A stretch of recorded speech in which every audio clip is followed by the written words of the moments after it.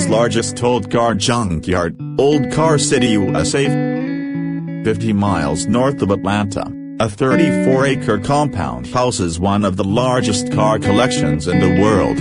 But this collection doesn't have polished Ferraris or Porsches under shining lights.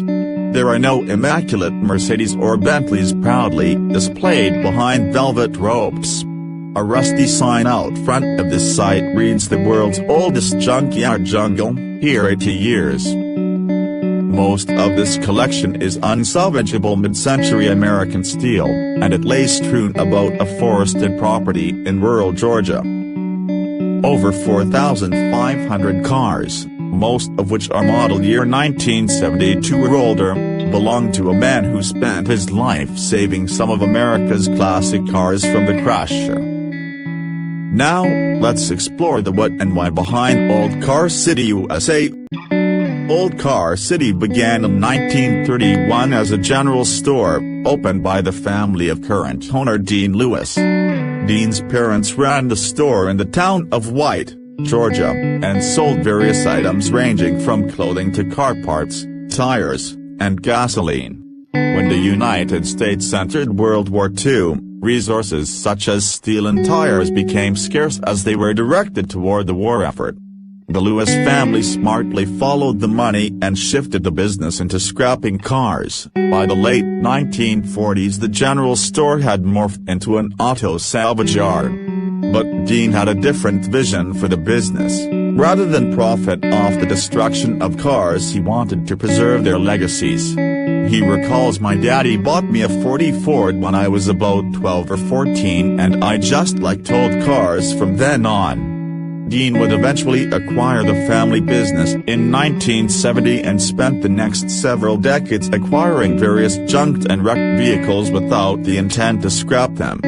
"When I got older and made some money, I got a loan and bought all these cars and it became Old Car City."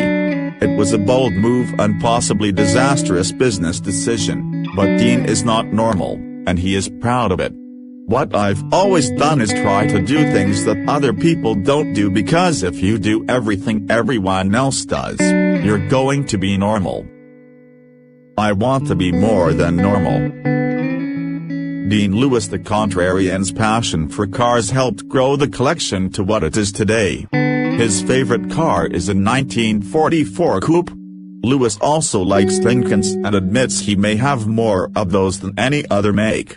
Inside the main office are the nicer and rarer vehicles, including one of Mr. Lewis' favorite, the last car Elvis purchased, a 1977 Lincoln Mark V. Collectible oddities and other Americana help create the vintage atmosphere inside.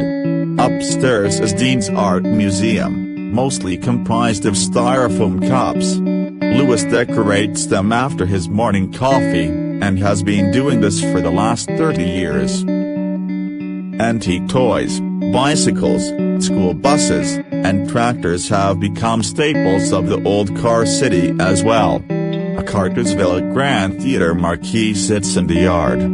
Old Car City bills itself as the world's largest old car junkyard, so how many cars are on the property? Dean says he stopped counting after 4,000. One thing he knows: there are more cars in Old Car City than people in White, Georgia. 9 separate lots contain the cars, scattered across 34 acres. Behind the main building are 6.5 miles of groomed walking trails. It's not difficult to get lost. Every vehicle has its own story, many discernible by the condition of the car. One Chevy pickup was clearly in a rollover. Next to some bushes sits what looks like a T-bone Plymouth Valiant. It never had a chance. Light dances across broken windows as spider webs glisten in the morning dew. The oldest vehicles have been reclaimed by nature, completely buried in foliage unmolested for 60 years. Some cars are stacked on top of one another, exactly as they were delivered decades earlier.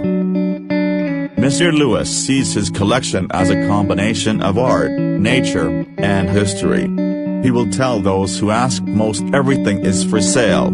but be prepared to pay to remove one of the exhibits, as the prized collection has a nostalgic value to Dean. Those looking for parts or projects have returned empty-handed, saying most of the stuff you can fix is too high-priced and they really don't want to sell anything.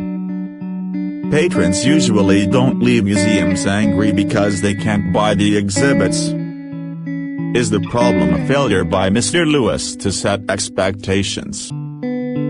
Old Car City is more of a museum than a salvage yard, and Lewis acknowledges as much with his advertising. The website today refers to it as a photographer's paradise.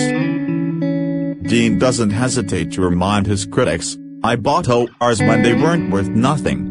I saved them, other people crushed them."